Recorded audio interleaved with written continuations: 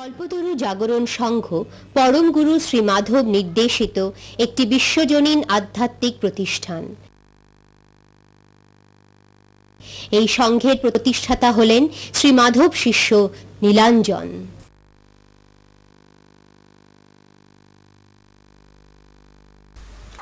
মধ্যমগ্রামের অনতি দূরে বাদু বাজারের পাশে গড়ে উঠেছে সংঘের মূল কেন্দ্র মাধব নিলয়।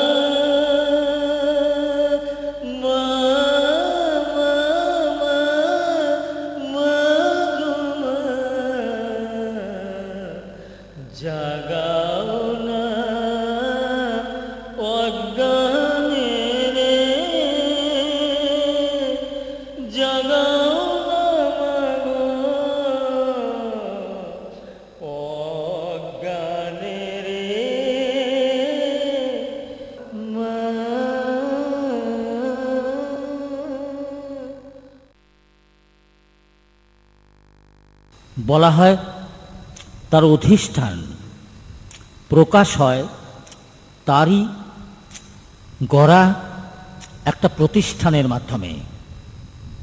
তিলে তিলে তিলোত্তমা হয়ে, রূপসী তিলোত্তমা হয়ে আজ এই বাদুর মাঠে মাথা তুলে দাঁড়িয়েছে বিশ্বের দরবারে ঈশ্বর শক্তিকে প্রকাশ করবার কারণে।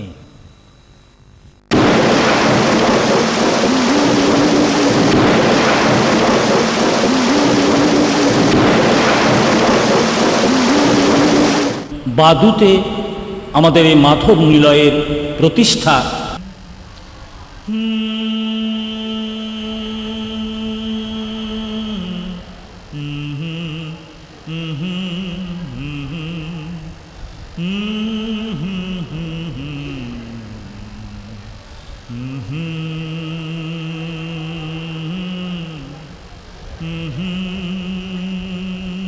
মাধব সমন্বয়ের কারণ নয়, তিনি জাগরণের কারণ, তিনি মিলনের কারণ।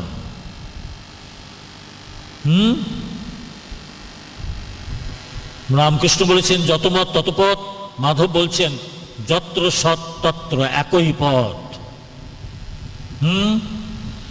যে কোনো ধর্মের হোক না কেন, যে কোনো দেশের হোক না কেন, যে কোনো জাতির হোক না কেন, যে কোনো ভাষার হোক না কেন, যে কোনো বর্ণের হোক না কেন, সত্যের কাছে সবাই সমান, সত্যকে সবাই একই রকম দেয় মান।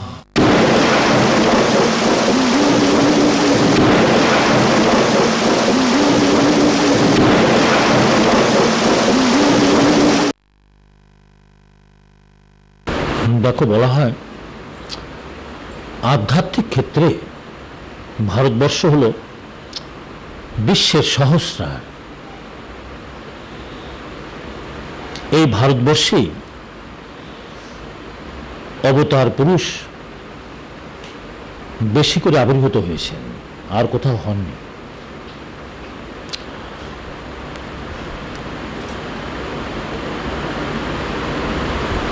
এই সনাতনী ধর্ম অমুখ বাণী, আর প্রতিটি ধর্মের ধর্মগ্রন্থের পিছনেই কারণ না কারণ নাম জড়িয়ে আছে।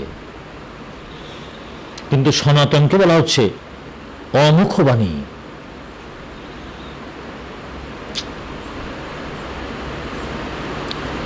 এই অমুখ বাণীর চতুর্বেদ হল সব ধর্মেরই মূল। পঞ্চম বেদ যেটা মহাশূন্যে অবস্থান করছে, লিপিবদ্ধ করা সম্ভব হয়নি, সেই পঞ্চম বেদই মন্ত্রশক্তি রূপে সাধুগুরু বৈষ্ণব এরা ধারণ করে শিষ্যকে আলোকিত করেন।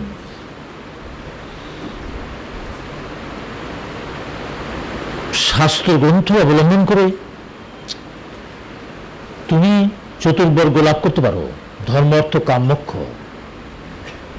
বিশ্বের যত ধর্ম আছে এই চতুর্বর্গের ওপারে আর কারোর যাওয়ার ক্ষমতা নেই। একমাত্র সনাতন ধর্মে ভারতবর্ষে চতুর্বর্গকে অতিক্রম করে পঞ্চম পুরুষার্থ, সেই পঞ্চম পুরুষার্থকে মাধ্যমে শ্রী গুরু কৃপায় তারা স্তর স্তর অতিক্রম করে নির্বিকল্পে সেই জ্ঞানে যেতে পারে। সোহং ব্রহ্মাস্মি,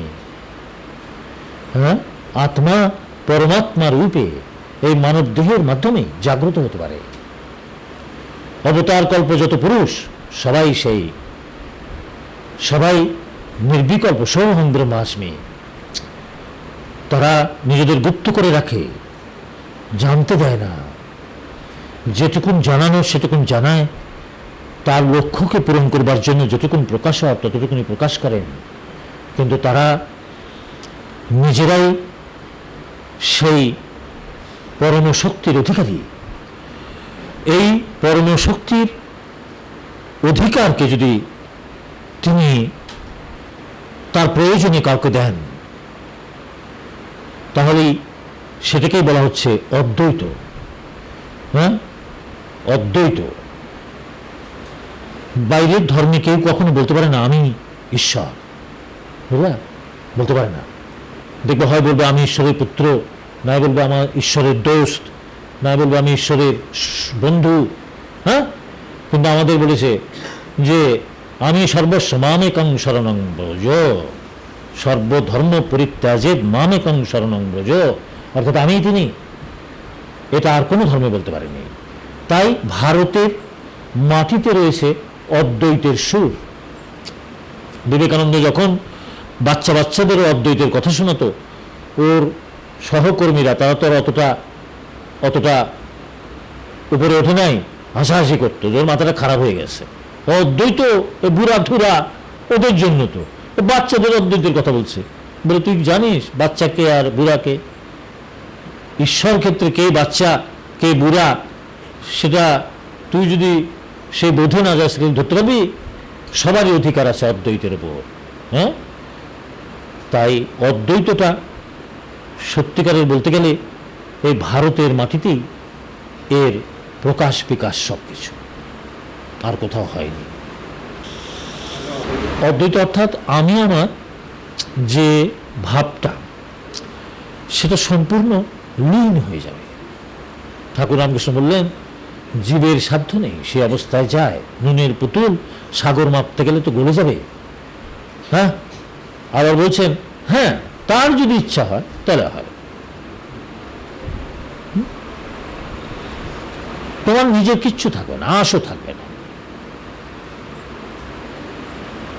আর দ্বৈত অর্থাৎ তুমি আছো তার কারণে, তোমার অন্য কোনো কারণ নেই। দ্বৈত।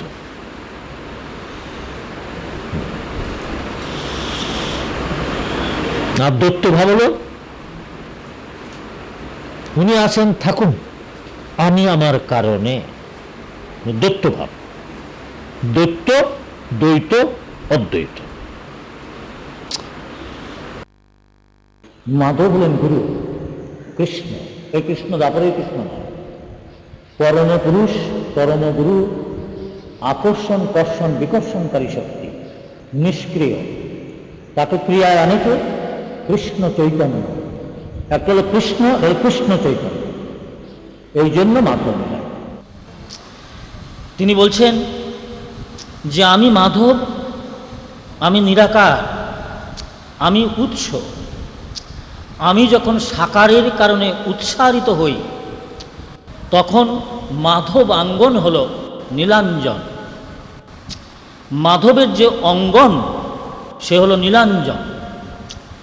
এই অঙ্গনটা হলো নীল, এই অঙ্গনটা হলো নীল। তিনি বলছেন এই নীলই হলো আকাশ। এই আকাশরূপ নীল থেকে অনীল, অনীল থেকে অনল, অনল থেকে সলিল, সলিল থেকে পৃথিবী। তাহলে নীলাঞ্জনকে, নীলাঞ্জন হলো মাধবাঙ্গন, তার ব্যঞ্জন হলো অনীল, অনল, সলিল, পৃথিবী। তার চরণ থেকে পৃথিবী, তার হাতের মুদ্রা থেকে আকাশ, সূর্য, চন্দ্র, তারা, সব কিছু। এখন এই মাধব অর্থাৎ শুক্লাভাতি, সেখান থেকে আরম্ভ করে আকাশ, সেখান থেকে আরম্ভ করে অনীল মানে বাতাস, প্রাণ, সেখান থেকে আরম্ভ করে অনল মানে তাপ, অগ্নি, সেখান থেকে আরম্ভ করে সলিল মানে জল, সেখান থেকে আরম্ভ করে পৃথিবী, ধরা, জগৎ। এই নামের মধ্যে